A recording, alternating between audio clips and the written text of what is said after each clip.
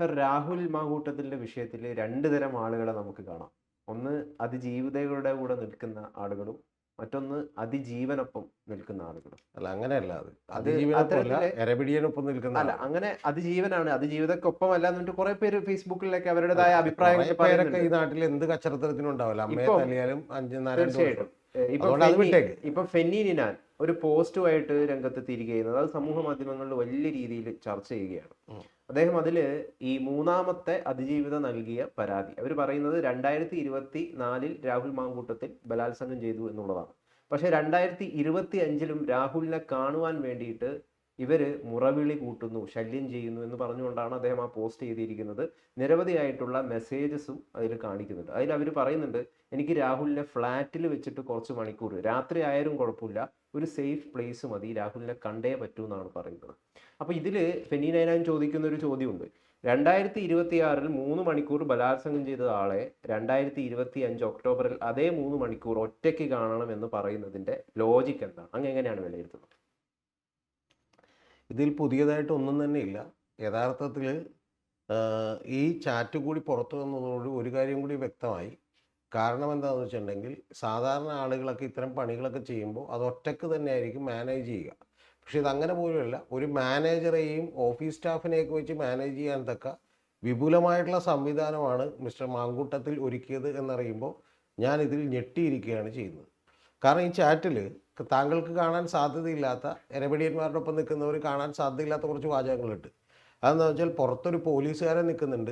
അപ്പോൾ അതുകൊണ്ട് ആരെങ്കിലും വന്നിട്ടുണ്ടെങ്കിൽ സംശയിക്കുമെന്ന് പറയുമ്പോൾ ഈ പെൺകുട്ടി പറയുന്നുണ്ട്, ഞാൻ എൻ്റെ ഒരു ഫ്രണ്ടായിട്ടാണ് വരുന്നത്, ഞാൻ ഈ പറയുന്ന പോലെ അവിടെ ഒരു മനസമാധാനമായിട്ട് സംസാരിക്കണം, എന്തെങ്കിലും കാര്യമുണ്ട് എന്ന് പറഞ്ഞ് ഓടിപ്പോകരുത്, അതിനെന്താണ് പ്രശ്നം എന്ന് ചോദിക്കുന്നുണ്ടോന്ന്. ഇനി ഇതൊന്നും ഇല്ലെങ്കിൽ തന്നെ എൻ്റെ പ്രിയപ്പെട്ട സുഹൃത്തെ, താങ്കൾ അറിയേണ്ട ഒരു കാര്യം, താങ്കൾ പരാതി വായിച്ചിരുന്നു. ഈ പരാതിയിൽ താങ്കൾ ആ പെൺകുട്ടി വന്നേക്കണ 2024 ശേഷം എനിക്കൊരു ബന്ധം ഉണ്ടായില്ലെന്നാണോ? ആണോ? ആ ബന്ധം ഉണ്ടായിരുന്നും അത് 10,000 രൂപ കൊടുത്തുവെന്നും ഈ മറ്റേ ഫുഡ് മേടിക്കാൻ കാശില്ലെന്ന് പറഞ്ഞ് ഈ പെൺകൊച്ചിനെ വിളിച്ചപ്പോൾ കൊടുത്തുവെന്നും അതിനെല്ലാത്തിനും ശേഷം പാലക്കാട് വന്നപ്പോൾ കാണാതെ ഇവൻ ഒളിച്ചോടി എന്നുമാണ് പറഞ്ഞേക്കണത്. അപ്പൊ ഇതിനകത്ത് എന്താണ് ഇത്ര വലിയ അത്ഭുതമുള്ളത്? അപ്പൊ ആ പെൺകുട്ടി കാണാൻ വേണ്ടി വീണ്ടും വീണ്ടും പലവട്ടം ശ്രമിച്ചിരുന്നു. കാരണം എന്താ? ഇവൻ ആ പെൺകുട്ടിയെ കല്യാണം കഴിക്കാമെന്നും ഒരുമിച്ച് ജീവിക്കാമെന്നും നീ അത് വിട്ടിട്ട് പോര് എന്നുള്ളതുമൊക്കെ കൃത്യമായിട്ട് പറഞ്ഞിരുന്നു. ഇവിടെ ബേസിക് ആയിട്ടുള്ള ഒരു ചോദ്യം എന്ന് പറയുന്നത്, ഇവിടെ ബലാത്സംഗമാണല്ലോ വിഷയം. രാഹുൽ ഒരു പീഡകനാണ്. ബലാത്സംഗമല്ല വിഷയം. ബലാത്സംഗമല്ല വിഷയം. അതാണ് വിഷയം. അയാളിനെ ജയിലിൽ കയറ്റിയിരിക്കുന്ന എന്റെ വിഷയം ബലാത്സംഗമല്ല വിഷയം ഗൗതം. എന്റെ വിഷയം ഈ പറയുന്ന പോലെ കേരളത്തിലൊരു MLA ക്ക് ഉണ്ടാകുന്ന ധാർമ്മികമായിട്ടുള്ള മൂല്യച്യുതിയാണ് എന്റെ വിഷയം. എനിക്ക് അതിനപ്പുറത്തേക്ക് ഒരു വിഷയമില്ല. വേറെ വിഷയങ്ങളുണ്ടെങ്കിൽ നിങ്ങളിരുന്ന് ചർച്ച ചെയ്യൂ. വേണമെങ്കിൽ ഇവിടെ വേറെ കുറേ ആളുകളുണ്ട്, അവരെ കൊണ്ട് വിളിച്ച് ചർച്ച ചെയ്യൂ. എന്നിട്ട് നിങ്ങളിവിടെ തിരുവാതിരയോ കൈകൊട്ടിക്കളിയോ എന്ത് വേണമെങ്കിലും നടത്തൂ. നിങ്ങൾ എന്നിട്ട് എന്ത് ചെയ്യൂ, ഈ പരാതി കൊടുത്തേക്കണ പെൺകുട്ടിയുടെ എന്താണ് മറ്റേ ആ സ്വഭാവ സവിശേഷതകളെക്കുറിച്ച് നിങ്ങൾ എന്ത് ചെയ്യൂ, 3 മണിക്കൂർ ഡിസ്കഷൻ നടത്തൂ. തൽക്കാലം രാഹുൽ മാങ്കൂട്ടത്തിലുള്ള കുറച്ച് പിടി ആളുകൾ നിങ്ങളുടെ വീഡിയോ കയറ്റി തരും. പക്ഷെ അതിനും അപ്പുറത്തേക്ക് ആ വീഡിയോ കയറ്റിത്തരുന്ന കാലം കഴിഞ്ഞ് ഈ പറഞ്ഞ ഈ കേസിൻ്റെ ഈ പറഞ്ഞ ചൂടങ്ങാട് അന്തരീക്ഷത്തിൽ തണുക്കുമ്പോഴേക്കും നിങ്ങളുടെ ക്രെഡിബിലിറ്റി നഷ്ടപ്പെടും. കാരണം എന്താണെന്ന് വെച്ചിട്ടുണ്ടെങ്കിൽ, നിങ്ങൾ അറിയേണ്ടത് കേരളത്തിൽ ഏതൊരു രാഷ്ട്രീയ പാർട്ടിക്കും അതറിയാം. കേരളത്തിൽ ഇപ്പോൾ ഈ സൈബർ മീഡിയയിൽ കാണുന്ന ഇവർക്ക് ഏതാണ്ട് ഭയങ്കര, ഇപ്പോൾ കഴിഞ്ഞ ദിവസം എൻ്റെ ഒരു സുഹൃത്ത് കേരളത്തിൽ അറിയപ്പെടുന്ന ഈ പറഞ്ഞ പോലെ VS-ന്റെ അനുയായിട്ടിരുന്ന ഒരാളൊക്കെ തന്നെ ഇരുന്ന് പറയുന്നൊരു വാചകം കിട്ടിയാൽ ഞെട്ടിപ്പോയി. കേരളത്തിൽ ഇങ്ങനെ പിന്തുണ കൂടിക്കൊണ്ടിരിക്കുകയാണെന്നാണ് പറയുന്നത് രാഹുൽ മാങ്കൂട്ടത്തിൽ. കേരളത്തിൽ അങ്ങനെ പിന്തുണ കൂടിക്കൊണ്ടിരിക്കുകയാണെങ്കിൽ എന്താണ് കോൺഗ്രസ് അവിടെ എന്ത് ചെയ്യാത്തത്, മത്സരിപ്പിക്കാത്തത്? ഒരു രാഷ്ട്രീയ പാർട്ടി അടുപ്പിക്കില്ലല്ലോ ഇയാളെ. ഒരു പഞ്ചായത്തിൽ തെരഞ്ഞെടുപ്പിന് സീറ്റ് കൊടുക്കില്ലല്ലോ.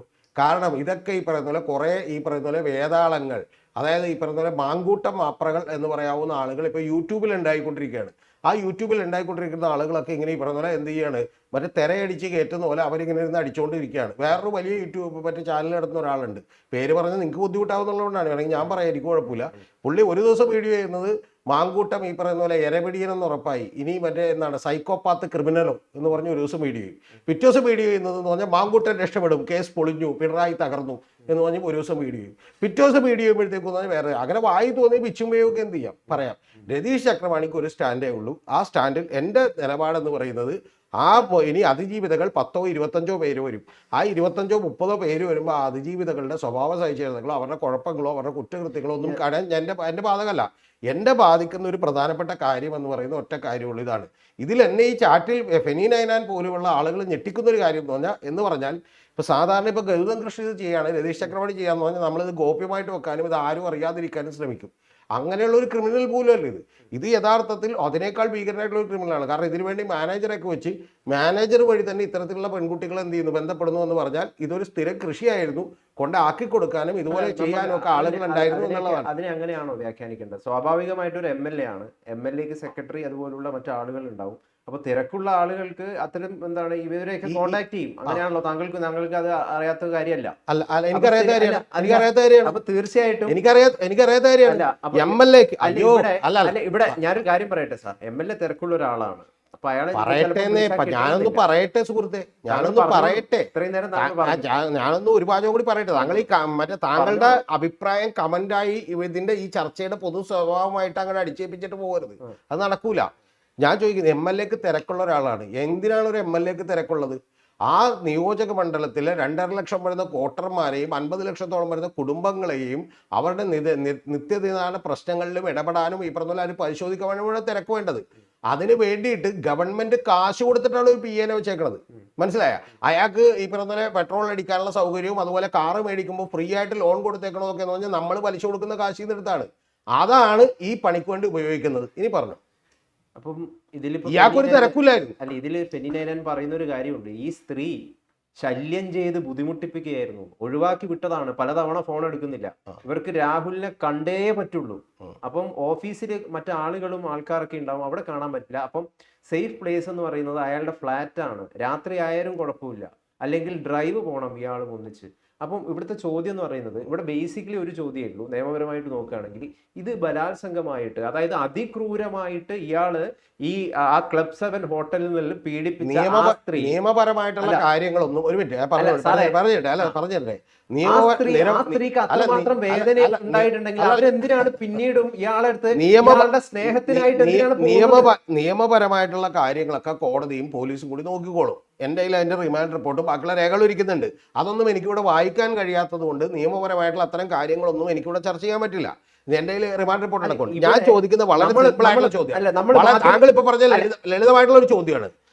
ഒരു MLA എന്ന് പറയുന്ന ഒരു യുവജന വിഭാഗം അധ്യക്ഷൻ എന്ന് പറയുന്ന ഒരാൾക്ക് വേറെ എന്തൊക്കെ പണിയുണ്ടായിരുന്നു, എന്തൊക്കെ തിരക്കുണ്ടായിരുന്നു, അതെല്ലാം ചെയ്യാതെ ചെയ്യാതെയാണല്ലോ അയാൾ ഇതിനുവേണ്ടി സമയം കണ്ടെത്തിയത്. അപ്പം താങ്കൾ പറയുന്നത് MLAയുടെ ലൈംഗിക മോഹങ്ങൾ MLA പിടിച്ചടക്കിയിരിക്കണം എന്നാണോ? മറ്റു ഈ പണികൾ അതാണ് പറയുന്നത്? MLAക്ക് ലൈംഗികപരമായിട്ട് അല്ല എല്ലാവർക്കും. അപ്പൊ താങ്കൾ പറയുന്നത് എന്താണ്? ഈ നാട്ടിൽ ആരെങ്കിലും ഏതെങ്കിലും ഈ പണിക്ക് മാത്രമാണ് MLA രാഹുൽ മാങ്കൂട്ടത്തിൽ പോകുന്നതെന്നൊക്കെ പറയുന്നത് ദുർവ്യാഖ്യാനം മാത്രമാണ്. ഒന്നാമത്തെ കാര്യം മറ്റു എന്ന് വിചാരിച്ചിട്ട് നിയമപരമായിട്ട് അയാൾ ചെയ്തത് തെറ്റല്ല.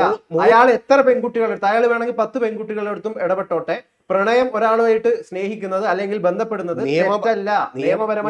നിയമപരമായി തെറ്റുണ്ടോ ഇല്ല എന്നൊക്കെ പരിശോധിക്കുന്നത് ഈ പറയുന്ന പോലെ എരപിടിയിൽ സിന്ദാബാദ് വിളിക്കുന്ന മറ്റേ ഈ പറയുന്ന പോലെ പുരുഷ കമ്മീഷന്റെ പുരുഷ സഹായ സംഘത്തിന്റെ ഈ പറയുന്ന പോലെ നേതാക്കന്മാരൊക്കെ ഇത് പറയും. അവര് പറയുന്നത് സ്ത്രീ പുരുഷ ബന്ധത്തിനെതിരാണ്. അപ്പൊ താങ്കൾ ഏതാ സ്ത്രീ പുരുഷ ബന്ധത്തിന്? അപ്പൊ നമ്മൾ അങ്ങനെയല്ലേ അതിനെ വ്യാഖ്യാനിക്കണം? ഞാൻ എന്റെ കല്യാണം കഴിച്ച് ജീവിക്കുന്ന ഒരാളല്ലേ. സ്ത്രീ പുരുഷ ബന്ധത്തിന് പ്രശ്നം എന്താണ്? ഒരു MLA സ്ത്രീയുമായിട്ട് ബന്ധപ്പെടുന്നുണ്ട്, എന്താണ് പ്രശ്നം? MLA വഞ്ചിക്കാൻ ഉദ്ദേശിച്ച്, ചതിക്കാൻ ഉദ്ദേശിച്ച് ഈ പറയുന്ന പോലെ എന്താണ് ഒരു സ്ത്രീകളുമായി ബന്ധം സ്ഥാപിക്കുന്ന ഒരാളാണ്. അതും അവര് ദുർബലരായിട്ടുള്ള വൾണറബിൾ ആയിട്ടിരിക്കുന്ന സിറ്റുവേഷനിൽ ബന്ധം സ്ഥാപിക്കുന്ന ഒരാളാണ്. ഈ കേസിന്റെ തുടക്കം തന്നെ എങ്ങനെയാണ്? ഈ കേസിന്റെ തുടക്കം എന്ന് പറയുന്നത് ഈ പറയുന്ന പോലെ ഈ പെൺകുട്ടിയുടെ ഫാദറിന് വേണ്ടി ഒരു സാധനം മേടിക്കാൻ വേണ്ടിയിട്ട് ഒരു ഫ്ലിപ്കാർട്ട് വഴി ഓർഡർ ചെയ്യുമ്പോൾ അവർ വിദേശത്തായതുകൊണ്ട്, കാനഡയിലായതുകൊണ്ട് അത് ഓർഡർ ചെയ്യുമ്പോൾ വേറൊരു രാഹുലിന് വേണ്ടി എന്ത് ചെയ്യുന്നു, ഒരു ഇതയക്കുന്നു. ആ രാഹുലിന് വേണ്ടി ഇതയക്കുമ്പോൾ ഒരു MLAയുടെ നമ്പർ ഇവരുടെ കിട്ടിയത് ഇവർ സേവ് ചെയ്തിട്ടുണ്ടായിരുന്നു. ആ സേവ് ചെയ്ത നമ്പർ ഇയാൾക്ക് അബദ്ധത്തിന് അയച്ചു കൊടുത്തു പോയി. അപ്പോൾ അയച്ചു കൊടുത്തു പോയപ്പോൾ പിറ്റേ ദിവസം മുതൽ ഹലോ എന്താണ്, ജാടയാണോ മോളൂസേ, മറ്റതാണ് മറിച്ചതാണെന്ന് പറഞ്ഞ് എന്ത് ചെയ്തു, കുത്തിക്കയറി. എന്നിട്ട് ഈ പറയുന്ന പോലെ നിങ്ങൾക്ക് കുട്ടികളുണ്ടോ എന്ന് ചോദിച്ചു. മാസങ്ങളെടുത്ത സംഭാഷണത്തിൽ ശേഷം ഇടയ്ക്ക് കുട്ടികളുണ്ടോ എന്ന് ചോദിച്ചു. ആ കുട്ടികളുണ്ടോ? കുട്ടികളില്ലെന്ന് പറഞ്ഞു. എന്താ കാര്യം? ഇപ്പം ഞാനും ഭർത്താവുമായിട്ട് എന്താണ് ഈ പറയുന്ന പോലെ ഇതാണെന്ന് പറഞ്ഞു. അപ്പം തന്നെ എന്ത് ചെയ്തു, നമ്മളെ താങ്കളുടെ വിശേഷപ്പെട്ട MLAയുടെ തലയിൽ ഈ പറയുന്ന പോലെ എന്ത് ചെയ്തു, ഒരു ഗ്ലിംസ് അടിച്ചു. ഈ പറയുന്ന പോലെ എന്ത് ചെയ്തു, ഒരു റെഡ് ലൈറ്റ് മിന്നി, ആഹാ എന്ന് പറഞ്ഞ ഒരു പിള്ള.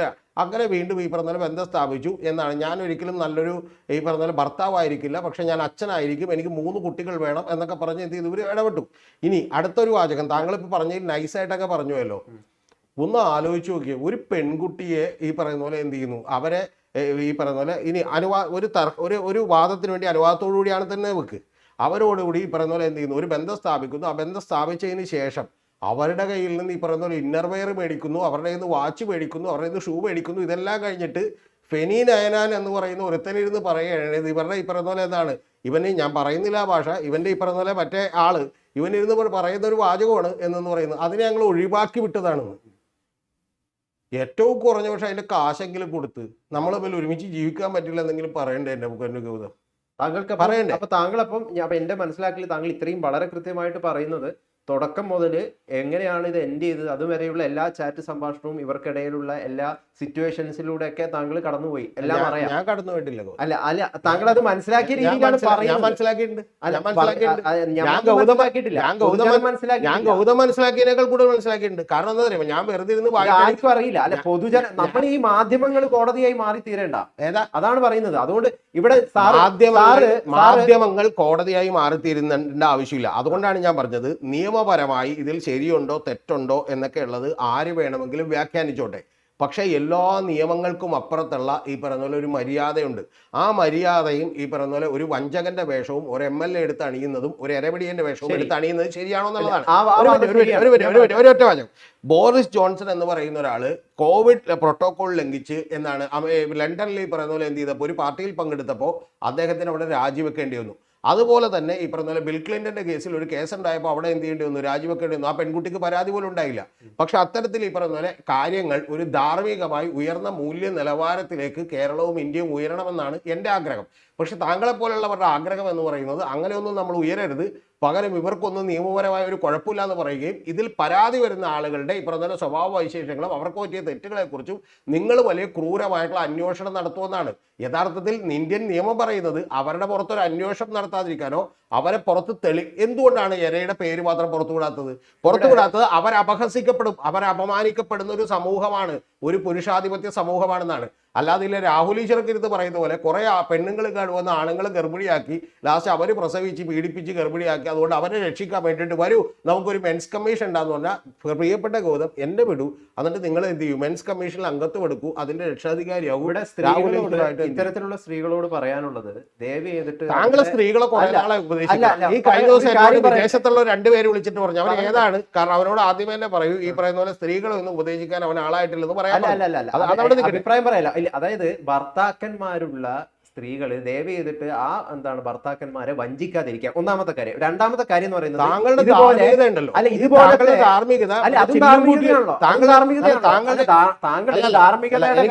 എനിക്ക് ആദ്യം പറയണത് താങ്കളുടെ ഒരു വാചകം പറഞ്ഞിട്ട് ഞാൻ പറഞ്ഞു, ഞാൻ മുഴുവൻ കേൾക്കാം. ആദ്യമേ തന്നെ താങ്കളുടെ ഇത്തരത്തിലുള്ള വളരെ വിലയേറിയ വാചകങ്ങൾ എനിക്കൊന്ന് എഴുതി തന്നെ, ഞാനത് എവിടെന്നെങ്കിലും താങ്കളുടെ കൈപ്പടയിൽ എഴുതുന്നാൽ ഞാനതൊരു ഈ പറഞ്ഞ പോലെ പ്രൈറ്റ് ഷീറ്റിൽ എടുത്തു വെച്ച് ഞാൻ എന്ത് ചെയ്യാം, മറ്റേ ചില്ലിട്ട കൂടാരത്തിൽ അത് സൂക്ഷിക്കാം. കാരണം എന്താണെന്നറിയാമോ, താങ്കൾ പറയുന്നത് ഒരു രാഹുൽ മാങ്കൂട്ടത്തിൽ അവപ്പോൾ 10, 15, 20 പേരായിട്ട് ബന്ധം ഉണ്ടായാലും അത് നിയമപരമായി തെറ്റല്ലല്ലേ എന്നാണ് താങ്കൾ പറയണം. അതേ തെറ്റല്ലെന്ന് പറയുന്നത് താങ്കൾ പിന്നെ വേറെ പറയുന്ന ഒരു കാര്യം എന്ന് പറഞ്ഞാൽ ഭാര്യയും ഭർത്താവും ആകുമ്പോഴത്തേക്കും ഭാര്യ കുറെ കാര്യങ്ങൾ പാലിക്കണമെന്നാണ് താങ്കൾ പറയുന്നത്. അത് ധാർമ്മികതയല്ല. താങ്കൾ യഥാർത്ഥത്തിൽ അടിസ്ഥാനപരമായി വാദിക്കുന്നത് ഞാൻ അംഗീകരിക്കുന്നു, ധാർമ്മികതയ്ക്ക് വേണ്ടി. 2 കൊല്ലം ഒരു ഭർത്താവ് നിലനിൽക്കെ മറ്റൊരാളുമായിട്ട് ലൈംഗിക ബന്ധത്തിൽ ഒരു ഭാര്യ ഇടപെടുന്നത് നമ്മുടെ നാട്ടിൽ നമ്മുടെ ഒരു സംസ്കാരം അനുസരിച്ചിട്ടൊക്കെ താങ്കൾ അതൊക്കെയാണല്ലോ അതിനൊക്കെയാണല്ലോ വാദിക്കുന്നത്. ധാർമ്മികപരമായി ശരിയാണെന്ന് ഞാൻ പറഞ്ഞില്ല. ധാർമ്മികപരമായി സംസ്കാരമൊന്നും ഞാൻ പറഞ്ഞില്ല. ഞാൻ പറഞ്ഞത് മിനിമം മര്യാദയാണ്, നിയമം പോലും അല്ല. ഇന്ത്യൻ ഇന്ത്യൻ ധാർമ്മികതയിൽ മുൻനിർത്തിയാണ് താങ്കൾ രാഹുലിനെതിരെ അതെ, അതാണ് ലോകത്തെവിടെയും അത് ഇപ്പൊ ആണും പെണ്ണും തമ്മിൽ മാത്രമല്ല, ഒരു പുരുഷൻ 2 പുരുഷന്മാർ തമ്മിൽ പോലും ഒരു വിശ്വാസം ഉണ്ടാവും. ഇപ്പോൾ ഒരു പാർട്ണർഷിപ്പ് ബിസിനസ് തുടങ്ങുമ്പോൾ അല്ലെങ്കിൽ ചിലപ്പോൾ ഒരു കമ്പനി എടുത്തുമ്പോൾ, ഇപ്പോൾ ഞാൻ എൻ്റെ കമ്പനിയിൽ 2 ലക്ഷം രൂപയ്ക്ക് എൻ്റെ ടേബിളിൽ വെച്ചിട്ട് ഞാൻ എന്ത് ചെയ്യുന്നുണ്ട്, പുറത്ത് ഊണ് കഴിക്കാൻ പോകാറുണ്ട്. അപ്പോൾ ഞാൻ എന്ത് ചെയ്യുന്നുണ്ട്, അവിടുത്തെ മാനേജർക്ക് കീ കൊടുക്കാറുണ്ട്. അപ്പോൾ അതിനൊരു രേഖയൊന്നുമില്ല. പക്ഷെ അവനത് എടുത്തുകൊണ്ട് പോകില്ല എന്ന് പറയുന്ന എൻ്റെ വിശ്വാസം ഉണ്ടല്ലോ, ആ വിശ്വാസത്തെ തെറ്റിക്കുമ്പോൾ വലിയ തോതിലുള്ള വേദന ആർക്കും ഉണ്ടാവും. അതാണ് ഈ കാര്യങ്ങളിലെല്ലാം സംഭവിക്കുന്നത്. ഇങ്ങനെ വഞ്ചനയും കൊള്ളയും ഈ പറയുന്ന പോലെ അതിനുശേഷം അവരെ യൂസ് ചെയ്തിട്ട് വലിച്ചെറിയുകയും ചെയ്യുന്ന ഒരുത്തൻ മനുഷ്യനായി പോലും നമുക്ക് കണക്കെട്ടാൻ പറ്റില്ല. അവന് മനുഷ്യൻ്റെതായിട്ടുള്ള കരുണയോ ആർദ്രതയോ ഒരു തേങ്ങയോ ഒന്നുമില്ലാത്ത ഒരുത്തനാണ്. അതുകൊണ്ട് അവനൊരു MLA യോ മന്ത്രിയോ ഒക്കെ ആകുന്ന കാലം വന്നാൽ യഥാർത്ഥത്തിൽ കേരളത്തിൽ എന്തായിരിക്കും അവസ്ഥ എന്നുള്ളതാണ്. യഥാർത്ഥത്തിൽ ഇതിനു മുമ്പ് മറ്റു പല MLA-മാരുടെ പേരിൽ കേസുണ്ടായിട്ടുണ്ട്. പക്ഷെ അവർക്കൊക്കെ പോലും ഒരാളുടെ കാര്യത്തിലാണ് ഇത് ഉണ്ടായിട്ടുള്ളതെങ്കിൽ ഇത് അങ്ങനെ പോലുമല്ല. ഇത് ഈ പറയുന്ന പോലെ എന്താണ്, ഇനി പരാതി പറഞ്ഞേക്കണം 3 കേസാണല്ലോ, പരാതി അല്ലാതെ വന്നേക്കണ ആരാ? ഈ പറയുന്ന വേറൊരു പെൺകുട്ടി പറവൂരുള്ള ഒരു പെൺകുട്ടി എന്ത് ചെയ്തല്ലോ, പരാതി കൊടുത്തിരുന്നല്ലോ. ഇത് കൂടാതെ ഈ യൂത്ത് കോൺഗ്രസിലേക്കടക്കം നിരവധി പെൺകുട്ടികൾക്ക് ഇതേ അനുഭവം ഉണ്ടായിരുന്നു എന്ത് ചെയ്തിട്ടുണ്ടല്ലോ, പലരും പറഞ്ഞിട്ടുണ്ടല്ലോ. അതുപോലെ തന്നെ മറ്റൊരു എഴുത്തുകാരി പറഞ്ഞിട്ടുണ്ടല്ലോ ഇതുപോലെ അനുഭവം ഉണ്ടായിരുന്നു. ഇനി പുറത്ത് പറയാത്ത, അതായത് കോൺഗ്രസിന്റെ നേതാക്കന്മാരുടെ വീടുകളിലടക്കം ഇരിക്കുന്ന ആളുകളുണ്ടല്ലോ. അപ്പൊ ഇതൊക്കെ അറിയാവുന്നത് കൊണ്ടാണ് കോൺഗ്രസ് പാർട്ടിക്ക് ഇത് വലിയ തലവേദനയാവുന്നുള്ളതുകൊണ്ടാണ് കോൺഗ്രസ് പാർട്ടി ഇന്നൊരു തീരുമാനം കൂടി എടുത്തിട്ടുണ്ടെന്ന് അറിയണേ. അതെന്താണെന്ന് വെച്ചിട്ടുണ്ടെങ്കിൽ ഇവരെ ഈ പറഞ്ഞ പോലെ അയോഗ്യരാക്കണമെങ്കിൽ അയോഗ്യരാക്കട്ടെ, കോൺഗ്രസ് പാർട്ടി പോലും അതിനെ അനുകൂലിക്കുമെന്നാണ്. അതിന്റെ കാരണം നിങ്ങൾ ഈ പറഞ്ഞ സോഷ്യൽ മീഡിയ കിടന്ന് തുള്ളുന്ന ആളുകൾ 1% 2% കേരളത്തിൽ വരുള്ളൂ. പക്ഷെ കേരളത്തിലെ മഹാഭൂരിപക്ഷം വരുന്ന ആളുകൾക്കും ഇത്തരത്തിലുള്ള ഒരാളുടെ കാര്യം എന്താണ്, അതായത് ഒരു വഴക്കും പ്രശ്നവും ഒരു ബ്രേക്കപ്പ് ഉണ്ടായി നിൽക്കുന്ന കാര്യത്തിലേക്ക് എന്താണ് മറ്റേ ഈ പറയുന്ന പോലെ കെയറേറ്റന്മാർ എന്ത് ചെയ്യുന്നു, ഇവ ഹൂ കെയർ ആണ്, പക്ഷെ അവൻ ആദ്യം കെയറേറ്റർ ആയിരുന്നു. അപ്പോൾ കെയറേറ്റന്മാർ എന്ത് ചെയ്യുന്നു, പിടിച്ചു കയറുന്ന സ്വഭാവമുണ്ടെന്നും അതിൽ വൾണറബിളായി പോകുന്ന സ്ത്രീകളുണ്ടെന്നൊക്കെ ഈ നാട്ടിൽ ആർക്കും അറിയാം. പിന്നെ ഗൗതം കുറച്ചുകൂടി വെള്ളം കോരിക്കോ കുഴപ്പമില്ല. ഇതിൽ അടിസ്ഥാനപരമായിട്ടുള്ള ചോദ്യം, താങ്കൾ ഇതിനിടയിൽ ഞാൻ എരപിടിയനൊപ്പമാണ് എന്നൊക്കെ പറഞ്ഞിട്ടുള്ള വ്യാഖ്യാനം പറയുന്നുണ്ടായി. അപ്പൊ ഞാൻ യഥാർത്ഥത്തിൽ താങ്കൾ പറഞ്ഞതിനെ യോജിക്കുന്നു. അതായത് ഈ ഒരു ഇന്ത്യൻ ധാർമ്മികത അനുസരിച്ചിട്ട് MLA നമ്മുടെ ഒരു ധാർമ്മികത അല്ല, ഓക്കെ, ആ ഒരു ധാർമ്മികത അനുസരിച്ചിട്ട് MLA മാർ ഇങ്ങനെയല്ല പെരുമാറേണ്ടത്. ഞാൻ കഴിഞ്ഞ വീഡിയോയിലൊക്കെ ചെയ്തിട്ടുണ്ട്. പൊതുച്ചോറിന് രാഹുൽ മാന്യതയില്ലാതെ അതിനെ ആക്ഷേപിച്ചത്, മുഖ്യമന്ത്രി പിണറായി വിജയൻ എന്നൊക്കെ മാന്യതയില്ലാതെ അദ്ദേഹമാണ് ചെയ്തത്. അതിനൊക്കെ അദ്ദേഹത്തിന് പണി കിട്ടിയതാണെന്ന് ഞാൻ കൃത്യമായിട്ട് പറഞ്ഞിട്ടുണ്ട്. പക്ഷെ ഇവിടെയുള്ളൊരു ചോദ്യം, നിങ്ങളൊക്കെ എന്തുകൊണ്ടാണ് ഈ രാഹുലിന്റെ ഭാഗം മാത്രം നിന്നുകൊണ്ട് ഈ വിഷയത്തെ കാണുന്നത് എന്നുള്ളതാണ്. സ്ത്രീക്കും തെറ്റ് പറ്റാലോ. മെസ്സേജ് അയച്ചപ്പോ ഈ പെണ്ണുങ്ങൾ എന്തിനാണ് ഈ റിപ്ലൈ അയക്കാൻ എന്തിനാണ് തുടർന്നത്? അതിന് മറുപടി പറയാന്നേ, അതിന് പലവട്ടം മറുപടി പറഞ്ഞു കഴിഞ്ഞു. പക്ഷെ ഗൗതം കൃഷ്ണക്ക് അത് മനസ്സിലാവില്ല, അല്ലെങ്കിൽ മനസ്സിലാകാത്ത പോലെ നടിച്ചാൽ മാത്രമേ താങ്കൾക്ക് ആർക്കാണെന്ന് മനസ്സിലായിക്കോട്ടെ, കുഴപ്പമില്ല. എനിക്ക് താങ്കളുടെ അത്ര അറിവില്ലാത്തതുകൊണ്ട് കുറെ കാര്യങ്ങൾ മനസ്സിലാവില്ല. കാരണം പല കാര്യങ്ങളിലും ഇപ്പൊ ഞാൻ പുറകിലാണ്. താങ്കൾ കഴിഞ്ഞോളം ചോദിച്ചില്ല, ഞാൻ ചോദിച്ചാൽ ആവർത്തിക്കുന്നില്ല. എന്റെ പ്രശ്നം എന്താ വെച്ചാൽ ഒറ്റ കാര്യമുള്ളൂ. അവർ ഈ ബന്ധത്തിലേക്ക് വന്നപ്പോഴും അവർ ഫ്ലാറ്റ് മേടിക്കാൻ തീരുമാനിച്ചപ്പോഴും അവർ യഥാർത്ഥത്തിൽ ഷൂവും ഇന്നർ വെയറും അടക്കം ഒരു ആണിന് മേടിച്ചു കൊടുക്കാൻ തീരുമാനിച്ചപ്പോഴും അവർ ഈ 150 ആണുങ്ങൾക്കോ 250 ആണുങ്ങൾക്കോ എല്ലാ മാസവും ഇത് മേടിച്ചു കൊടുക്കുന്ന ഒരാളല്ല. അറിയില്ല. അപ്പൊ നമുക്ക് എന്തായാലും അറിയില്ലാത്തതുകൊണ്ട് നമുക്ക് എന്താണ് ബെനിഫിറ്റ് ഓഫ് ഡൗട്ട് പുള്ളിക്കാരിക്കാണ്. ഡൗട്ടിന്റെ ബെനിഫിറ്റ് പുള്ളിക്കാരിക്കാണ്. നമുക്കറിയില്ല അവർ ഏത് ക്യാരക്ടർ ആണെന്ന് നമുക്കറിയില്ല. അപ്പൊ പിന്നെ നമ്മൾ അവരെ കുറിച്ച് മോശം പറയേണ്ട കാര്യമില്ല. അവര് നല്ലതാണെന്ന് തന്നെ നമുക്ക് വിചാരിക്കാൻ പറ്റുള്ളൂ. നമുക്ക് വേണമെങ്കിൽ നമുക്ക് അവിടെ ഒരു ആംബിഗ്വിറ്റി ആണ്, അവിടെ എന്തുണ്ട് അങ്ങനെ ഏത് അലവലാധിക്കും പറയാം, അതിന് കാര്യമില്ല. ഇപ്പൊ ഞാൻ ഗൗതത്തെ അറിയില്ല, അപ്പൊ കാണുമ്പോ തന്നെ എന്തുണ്ടാകാം, വളരെ മാന്യയായ സ്ത്രീയാണെന്നും പറയാൻ പറ്റില്ല. നമുക്കറിയാത്തടത്തോളം കാലം ഒരാളെ കുറിച്ച് പറയുമ്പോൾ അയാൾ മാന്യനാണെന്ന് തന്നെയല്ലേ നമുക്ക് പോസിറ്റീവ്ലി വിചാരിക്കാൻ പറ്റുള്ളൂ. അല്ല, അറിയാത്തടത്തോളം രാഹുലിനെ കുറ്റപ്പെടുത്താനും പറയാന്നേ, അതാ പറഞ്ഞത്. അപ്പൊ ആ പെൺകുട്ടി ഇങ്ങനെ ഈ പറയുന്ന പോലെ ആത്മാർത്ഥമായി സത്യസന്ധമായി അതിന്റെ കയ്യിലെ പണം കൊടുത്തുകൊണ്ടുപോലും പ്രണയിച്ചതാണെന്ന് നമുക്ക് ഏതാണ്ട് ഉറപ്പാണ്. പക്ഷെ അങ്ങനെയുള്ളപ്പോൾ ഇപ്പുറത്തെ സൈഡിൽ എന്താ സംഭവിക്കുന്നത് അത് നമുക്കിപ്പോൾ ഉറപ്പാണ്. കാരണം എന്താ വെച്ചാൽ ഏറ്റവും ആദ്യം ഈ പറയുന്ന പോലെ ഇതൊരു വാർത്തയായി പുറത്തേക്ക് വരുന്നു. ഏത് വാലും തുമ്പുമില്ലാത്തൊരു വാർത്ത. അതിനുശേഷം ഒരു പെൺകുട്ടി വന്ന് പരാതി പറയുന്നു. ആ പരാതി പറയുന്നതിന് മുമ്പ് വേറൊരു ചാനലിൽ, താങ്കളൊക്കെ വർക്ക് ചെയ്തുകൊണ്ടിരുന്ന ഒരു ചാനലിൽ ശരിക്കും പറഞ്ഞാൽ ദേശാഭിമാനിയുടെ വാർത്ത ഉദ്ധരിച്ചുകൊണ്ട് അവരൊരു വീഡിയോ ചെയ്യുന്നു. ആ വീഡിയോയിൽ അവരെന്താ പറയുന്നത്, ഗൂഗിൾ പേ വഴി മെസ്സേജ് അയക്കാം ചാറ്റർജി എന്നാണ് ഇവരുടെ പേരെന്ന് പറയുന്നു. ആ ചാറ്റർജി എന്ന് ഉള്ളത് ഞാൻ ശരിക്കും നിലമ്പൂർ തെരഞ്ഞെടുപ്പിന് മുമ്പേ കേട്ടു തുടങ്ങിയ ഒരു കാര്യമാണ്. കാരണം ഇവ ഗൂഗിൾ പേ വഴി മെസ്സേജ് അയക്കും, വേറെ ഒന്നിനും വേണ്ടി സമയമില്ലെന്നുള്ളത്. അപ്പോൾ അതുകൊണ്ട് ഇത്തരത്തിലുള്ള വലിയ തോതിലുള്ള ആരോപണങ്ങൾ വരുന്നു. ഇതിന് ശേഷം എന്താണ്, ഒരു എഴുത്തുകാരി വന്നിട്ട് എനിക്ക് ഇത്തരത്തിലുള്ള അനുഭവം ഉണ്ടായി, കാരണം ശ്രീലങ്കയിൽ പോകുമ്പോൾ എങ്ങനെയാണ് എന്നറിയാൻ വേണ്ടി ഇവൻ നിരന്തരമായി വിളിച്ചുകൊണ്ടിരുന്നു എന്ന് പറയുന്നു. അതുപോലെ നമുക്ക് റൂം എടുക്കേണ്ടതെന്ന് വേറൊരു പെൺകുട്ടിയെ ചോദിച്ചു എന്ന് പറയുന്നു. ഇതെല്ലാം കഴിഞ്ഞതിന് ശേഷം 3 പരാതികൾ വളരെ കൃത്യമായി എന്ത് ചെയ്യുന്നു വരുന്നു. അപ്പോൾ ഇത്തരം 3 പരാതികൾ കൂടി വരുമ്പോൾ ഇവൻ എന്താണെങ്കിലും അത്തരത്തിലുള്ള ഒരാളല്ല എന്നുള്ളത് സാമാന്യ ബോധമുള്ള ജനത്തിന് മനസ്സിലായി. അതുകൊണ്ട് കോൺഗ്രസ്സുകാരടക്കം ഒരാളും ഇത് ഈ പറഞ്ഞ പോലെ തലയിലെടുത്ത് വെക്കില്ല. പിന്നെ കുറച്ച് യൂട്യൂബേഴ്സിന് ഇപ്പോൾ ഒരു ഗുണമുണ്ട്. കാരണം വെച്ചാൽ ഇവർ പെയ്ഡായിട്ട് കുറേ ആളുകളെ നിർത്തിയേക്കണോണ്ട് കുറച്ച് ഈ പറഞ്ഞ പോലെ എന്ത് കിട്ടും. ഇപ്പോൾ എനിക്കെതിരെയൊക്കെ കുറച്ച് എന്ത് ചെയ്യും കമൻറ്റുകൾ പറയും. എനിക്ക് ചിരിയാണ് വന്നെ. കാരണം എന്താ അറിയാമോ, എൻ്റെ ചാനലിൽ ഞാനിരുന്ന് വീഡിയോ ചെയ്തിട്ടിട്ട് ആ വീഡിയോകൾ ഗംഭീരമായി കയറുകയും നല്ല കമൻറ്റുകൾ വരികയും ചെയ്തിട്ട്, പക്ഷേ അവർക്കറിയില്ല എൻ്റെ ചാനൽ ഏതാണ്. അതുകൊണ്ട് കുഴപ്പമില്ല.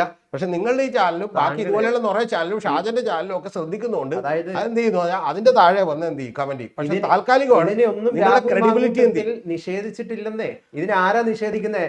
ശരിയാണ്, അയാൾക്ക് ഇത്തരത്തിൽ പെൺപിള്ളേരുമായിട്ട് താല്പര്യമുണ്ട്. അവര് എന്താണ്, അദ്ദേഹം ആ രീതിയിൽ ഉഭയസമ്മതപ്രകാരം അവരുമായിട്ട് ബന്ധത്തിൽ ഏർപ്പെടുന്നു. എനിക്കൊരു കാര്യം കൂടി ഞാൻ ചോദിച്ചിട്ട് പറയാം. എല്ലാ പ്രണയബന്ധങ്ങളും വിവാഹത്തിൽ തന്നെ അവസാനിക്കണമെന്ന് നിർബന്ധമുണ്ടോ താങ്കൾക്ക്? ഇല്ല, നിർബന്ധമില്ല. മനസ്സിലായോ? മറ്റേ കാഞ്ചനമാലയും മൊയ്തീനും തമ്മിലുള്ളതും പ്രണയത്തിൽ വിവാഹത്തിൽ അവസാനിച്ചില്ലല്ലോ. പക്ഷെ അതിൻ്റെ ഉള്ളിൽ ഈ പറയുന്ന പോലെ സ്വന്തം ജീവനും രക്തവും അതുപോലെ സ്വന്തം കയ്യിൽ അധ്വാനിച്ച പണവും കൊടുത്തുകൊണ്ട് ഒരു പെൺകുട്ടി, അല്ലെങ്കിൽ XO Y ആയിക്കോട്ടെ, ആണായിക്കോട്ടെ പെണ്ണായിക്കോട്ടെ, ആ പെണ്ണ് ഈ പറയുന്ന പോലെ പ്രണയിക്കുമ്പോൾ അതിലൊരു ആത്മാർത്ഥത ഉണ്ടാവണം എന്ന് വിചാരിക്കുന്ന ഒരാളാണ് ഞാൻ. ഒന്ന്, അങ്ങനെ ആത്മാർത്ഥത ഉണ്ടായിരുന്നു, അതുകൊണ്ടാണ് സ്വന്തം കയ്യിലെ പണം പോലും കൊടുത്തിട്ടുള്ളത് എന്ന് വിചാരിക്കുന്ന ഒരാളാണ് ഞാൻ. അതിനുശേഷം ഈ പറയുന്ന പോലെ അവൻ്റെ കയ്യിൽ, അതായത് ഗവൺമെൻറ് കൊടുത്തേക്കുന്ന പ്രൈവറ്റ് സെക്രട്ടറി അടക്കമുള്ള ആളുകളെ വെച്ചുകൊണ്ട് ഇവരെയൊക്കെ നമ്മൾ ഒഴിവാക്കി വിടാൻ വേണ്ടി ശ്രമിക്കുകയാണ്. അതായത് കാര്യം കഴിഞ്ഞു, അതിന് മാക്സിമം ഊറ്റിയെടുത്തു, അതിൻ്റെ പണവും ഊറ്റിയെടുത്തതിന് ശേഷം 1 രൂപ തിരിച്ചു കൊടുക്കാതെ അതിനെ എന്ത് ചെയ്യാണ്, ഒഴിവാക്കി വിടാനാണ് ഉദ്ദേശം. കാരണം അത് കൂടാതെയുള്ള വലിയ ക്രൂരതയുണ്ട്. ആ ക്രൂരത കൂടി എന്താണെന്ന് അറിയാമോ? ഇത് കഴിഞ്ഞ ശേഷം ഇവർ കൊണ്ടുവന്ന് പരാതി കൊടുക്കുന്നു. ഈ പരാതി കൊടുക്കുമ്പോൾ തന്നെ താങ്കൾ പറഞ്ഞ വലിയൊരു കാര്യമുണ്ട്. ഇപ്പുറത്തുള്ള MLA കേസിൽ ഇത് തെളിഞ്ഞിരിക്കുന്നു. അയാൾക്ക് പലരുമായിട്ട് ബന്ധമുണ്ടെന്നും അയാൾ ആത്മാർത്ഥമായിട്ടല്ല ഈ ബന്ധത്തിൽ ഇടപെട്ടെന്നും തെളിഞ്ഞിരിക്കുന്നു. എന്ന് പറഞ്ഞാൽ അയാളുടെ ധാർമ്മികത വളരെ പൂറാണെന്ന് നമ്മൾ തെളിഞ്ഞിരിക്കുന്നു. അതേസമയം ഈ പെൺകുട്ടികൾ ആരാണെന്ന് പോലും അറിയാതെ, എന്താണെന്ന് പോലും അറിയാതെ, ഒരു കാര്യവും അറിയാതെ നേരെ നിങ്ങളെ പോലെയുള്ള കുറെ ആളുകൾ ഇരുന്നിട്ട് എന്ത് ചെയ്യുന്നു, അവരുടെ ക്രെഡിബിലിറ്റിയും അവരുടെ വിശ്വാസത്തെയും ചോദ്യം ചെയ്യുന്നു. എന്തായാലും അതിജീവിതയുടെ ഇതും കൂടി വന്നതോടുകൂടി ഉറപ്പായി. അതിജീവിതയുടെ വേദനയും കൂടി മനസ്സിലാക്കിക്കൊണ്ട് സ്ത്രീകളോടുള്ള ഏറ്റവും വലിയ ബഹുമാനം മുൻനിർത്തിക്കൊണ്ട് പറയുന്നത്, ഇത്തരത്തില് ബലാത്സംഗം ചെയ്ത ഒരാളുടെയൊക്കെ പുറകെ നാണം കെട്ടിട്ട് ഇങ്ങനെ പോകാതിരിക്കുക, അതാണ് ചെയ്യേണ്ടത്. യഥാർത്ഥത്തില് ഈ സ്ത്രീയാണ് രാഹുലിനെ വേണം എന്ന് പറഞ്ഞിട്ട് അവരെ പുറകെ നടക്കുന്നത്. ഇത് പോലും ഈ നാട്ടിലെ മുഴുവൻ സ്ത്രീകളെയും അപമാനിക്കുന്നതിന് തുല്യമാണ്. താങ്കളുടെ വീട് മറ്റേ താങ്കളാണ്. എന്നിട്ട് പിന്നെ പറഞ്ഞേ, താങ്കളുടെ വീട് ഡെൻമാർക്കിലോ സ്വീഡനിലോ ഒന്നും അല്ലല്ലോ. ഞാൻ മനസ്സിലാക്കുന്ന വെച്ച് കണ്ണൂരാണ്. ഈ കണ്ണൂർ താങ്കൾ വീടിനടുത്തുള്ള ഗ്രാമത്തിൽ ഇറങ്ങിയിട്ട് ഒരു 50 വീടുകളിൽ കയറി അന്വേഷിക്കും. സ്വന്തം ഭർത്താവ് അവരെ തല്ലുന്നുണ്ടാവാം, അവർക്കൊരു പരിഗണനയും കൊടുക്കുന്നുണ്ടാവില്ല, മദ്യപിച്ച് വന്ന് എന്ത് ചെയ്യുന്നുണ്ടാവും, ഇടിക്കുന്നുണ്ടാവും. ഇതെല്ലാം കഴിഞ്ഞിട്ടും സ്വന്തം കൊച്ചുങ്ങളോർത്തും ഭർത്താവിനോർത്തും ഈ പറഞ്ഞ പോലെ അടങ്ങിക്കഴിയുന്ന, അല്ലെങ്കിൽ അതെല്ലാം സഹിച്ചുകൊണ്ട് പോലും ഒരു ജീവിതം മുന്നോട്ട് കൊണ്ടുപോകുന്ന നിരവധി സ്ത്രീകളുണ്ട്. പക്ഷെ നാളെ അവർ സൈകിട്ട് ഒരു പരാതിയുമായിട്ട് വരുമ്പോൾ ചോദിക്കുകയാണ്, 10 കൊല്ലം മുമ്പ് ഇതൊക്കെ ചെയ്തിട്ടും പിന്നെ നിങ്ങൾ എന്തിനാണ് കൂടെ നിന്നതെന്ന് ചോദിക്കുന്നതിന് എന്താണെന്ന് മനസ്സിലാക്കണമെങ്കിൽ താങ്കൾ സത്യത്തിൽ പ്രായവും താങ്കളുടെ കുടുംബത്തിൽ തന്നെയുള്ള പ്രായവും ഈ പറഞ്ഞ പോലെ അറിവുമുള്ള ഏതെങ്കിലും സ്ത്രീകളോട് സംസാരിച്ചാൽ മതി. മനസ്സിലാവും. അല്ല, ഞാൻ പറഞ്ഞ താങ്കളുടെ കുടുംബത്തിലുള്ള മുത്തശ്ശിമാരോടോ ബാക്കിയുള്ളവരോടോ ആരോടെങ്കിലും സംസാരിച്ചാൽ മതി. കുടുംബത്തെ കണക്കെന്ന് തന്നെ പറയാം.